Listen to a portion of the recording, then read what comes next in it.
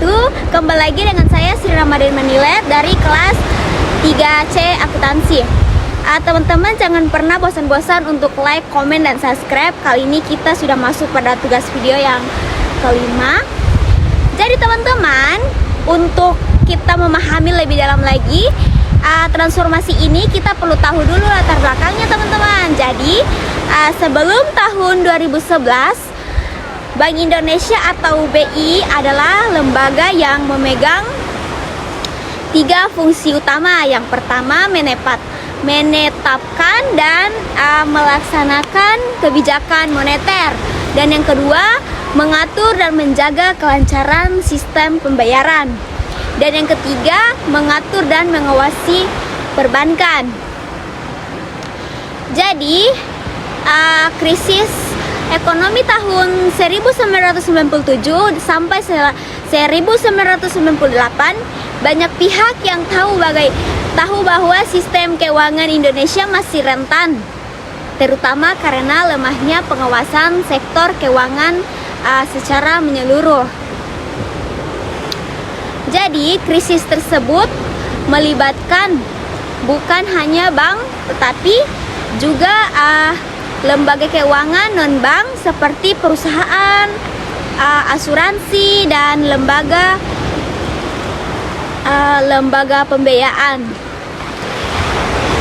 Dari situ muncul gagasan Indonesia perlu lembaga pengawas yang lebih terintegrasi dan independen agar pengawasan sektor keuangan bisa dilakukan secara menyeluruh dan tidak hanya terfokus pada perbankan.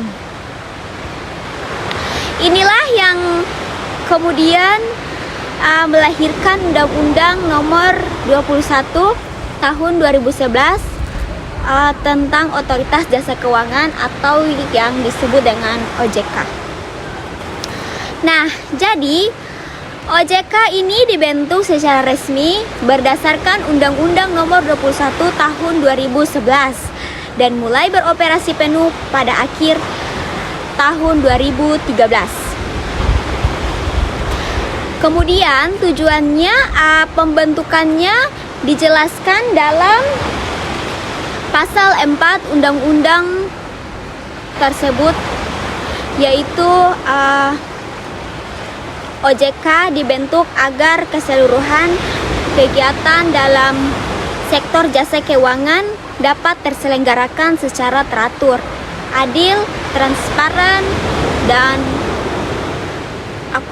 akuntabel, serta mampu mewujudkan sistem keuangan yang tumbuh secara berkelanjutan dan stabil.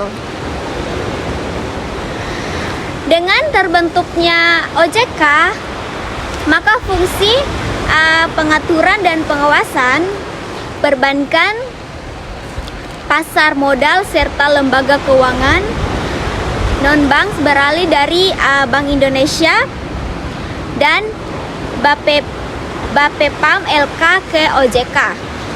Nah, setelah membahas dasar hukum dan pembentukannya, saya akan menjelaskan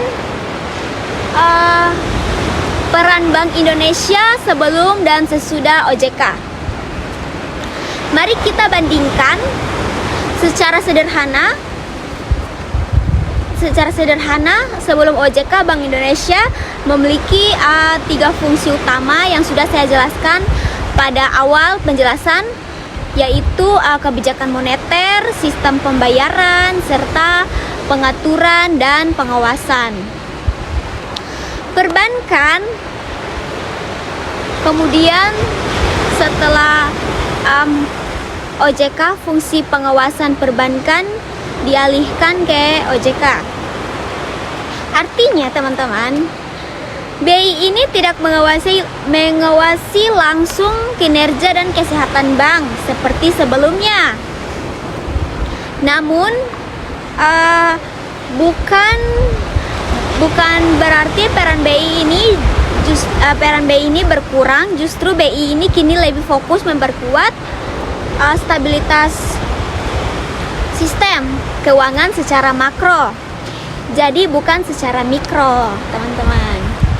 BI ini berperan menjaga kestabilan nilai rupiah, mengelola inflasi, dan memastikan sistem pembayaran berjalan lancar.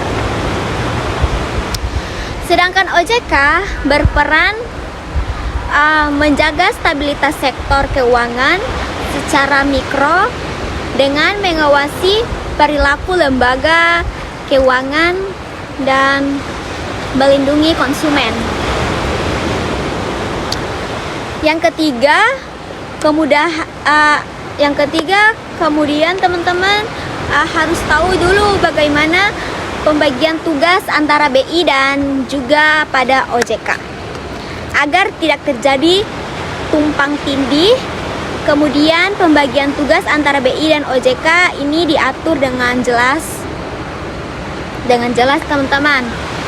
Nah, tugas pada Bank Indonesia atau kita disebut dengan BI ini terdiri dari 3 teman-teman, yaitu menjaga stabilitas moneter, kemudian mengendalikan inflasi, nilai tukar, dan suku bunga. Dan yang kedua nih teman-teman, mengatur dan menjaga kelancaran sistem pembayaran nasional. Yang ketiga, berperan dalam kebijakan makroprudensial, yaitu kebijakan yang menjaga stabilitas sistem keuangan secara keseluruhan. Sedangkan tugas pada OJK yaitu diatur OJK itu maksudnya yang pertama ada melaksanakan fungsi pengaturan dan pengawasan mikroprudensial terhadap bank dan lembaga keuangan non-bank, menjaga perlindungan konsumen jasa keuangan, kemudian mengatur perilaku pasar agar adil dan transparan. Dan yang keempat, setelah pengawasan perbankan dialihkan ke OJK, Bank Indonesia ini melakukan transformasi besar pada arah dan prioritas strategisnya. Transformasi ini meliputi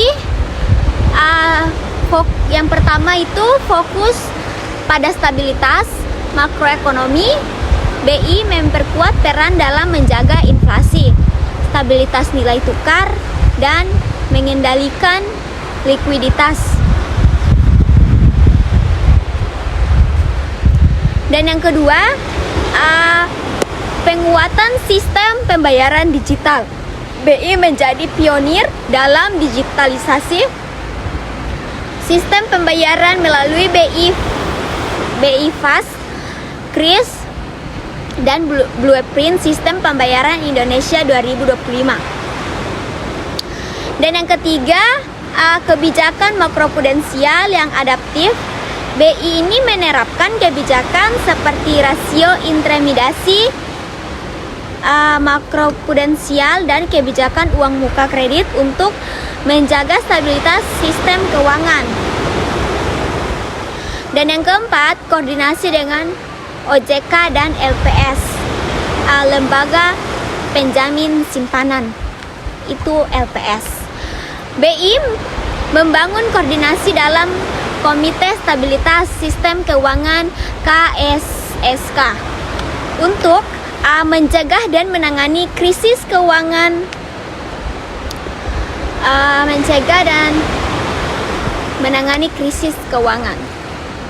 Dan yang kelima, teman-teman bertanya apa hubungan dari BI dan OJK, LPS sampai LPS.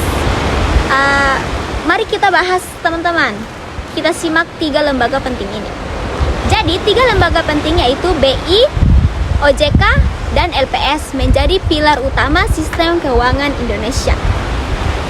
Nah, saya akan menjelaskan satu persatu. Yang pertama, Bank Indonesia menjaga stabilitas moneter dan sistem pembayaran. Dan yang kedua, OJK. OJK ini mengawasi lembaga keuangan dan menjaga kepercayaan masyarakat.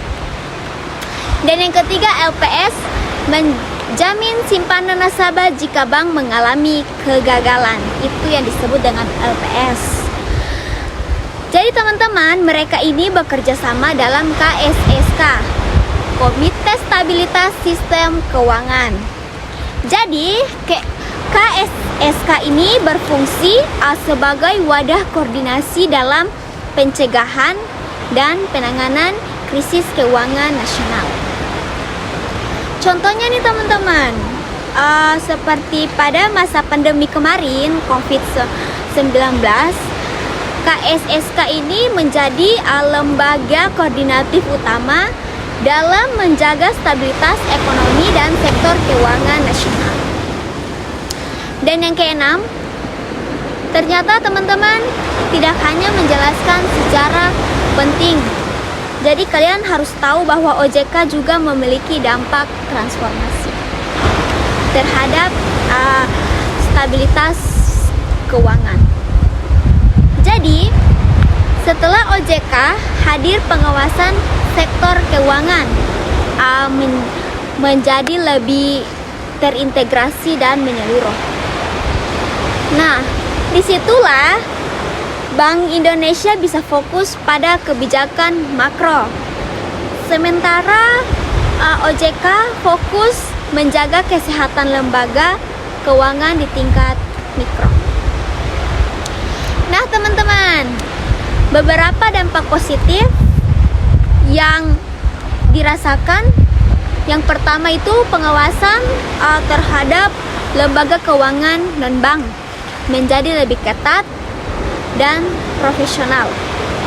Dan yang kedua, sistem pembayaran nasional menjadi lebih efisien dan aman. Kemudian yang ketiga, meningkatnya kepercayaan investor asing terhadap stabilitas keuangan Indonesia. Kemudian yang kelima, pengembangan keuangan digital dan finance dapat diatur lebih baik melalui koordinasi BI OJK. Meski banyak kemajuan, transformasi ini juga menghadapi sejumlah tantangan nih teman-teman. Seperti yang pertama yang kita ketahui, koordinasi dan pertukaran data antara BI dan OJK yang masih perlu diperkuat.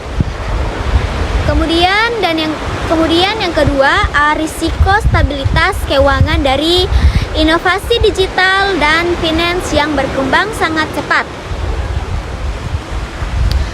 Dan yang ketiga, kebutuhan kebijakan yang responsif dan fleksibel, terutama di era ekonomi global yang dinamis.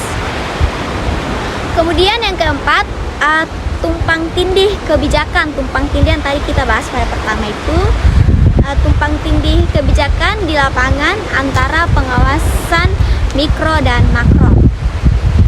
Namun dengan sinergi melalui KSSK, tantangan-tantangan ini terus diatasi dengan langkah-langkah koordinatif dan kebijakan adaptif.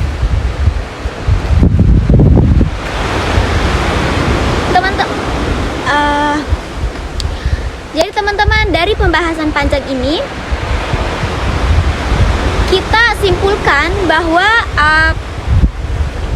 kehadiran OJK telah mengubah wajah sistem keuangan Indonesia secara signifikan. Peran Bank Indonesia kini lebih fokus pada kebijakan moneter, sistem pembayaran, dan stabilitas ekonomi makro prudensial. Sementara OJK bertanggung jawab pada pengaturan dan pengawasan sektor jasa keuangan secara mikro prudensial. Jadi teman-teman, transformasi ini membuat sistem keuangan Indonesia menjadi lebih modern, stabil, dan adaptif terhadap perubahan global. Dan yang penting nih teman-teman, koordinasi antara BI, OJK, dan LPS kita gabungkan adalah kunci dalam menjaga stabilitas ekonomi Indonesia di masa depan atau masa yang akan datang. Dengan transformasi tersebut, fungsi Bank Indonesia berubah dari lembaga yang menjaga stabilitas ekonomi secara luas. Fokusnya bukan lagi mengecek laporan bank satu persatu, tetapi memastikan sistem keuangan tidak rapid perubahan. Ini sangat penting untuk menghadapi perkembangan digital globalisasi finansial dan risiko ketidakpastian pada ekonomi dunia. Jadi, kita simpulkan bahwa materi yang tadi kita bahas dari awal hingga di sini, kesimpulannya itu kehadiran OJK telah mengubah cara Indonesia mengatur sektor keuangan. Bank Indonesia kini fokus pada 3 hal besar yang menjadi stabilitas moneter, mengawasi risiko sistematik melalui kebijakan makroprudensial dan mengelola serta mengawasi sistem pembayaran modern. Sementara itu, OJK mengambil alih seluruh peran pengaturan dan pengawasan perbankan. Transformasi ini membuat sistem keuangan Indonesia lebih kuat, lebih transparan, dan lebih mampu menghadapi tantangan global. Itu saja yang dapat saya bahas dalam video ini.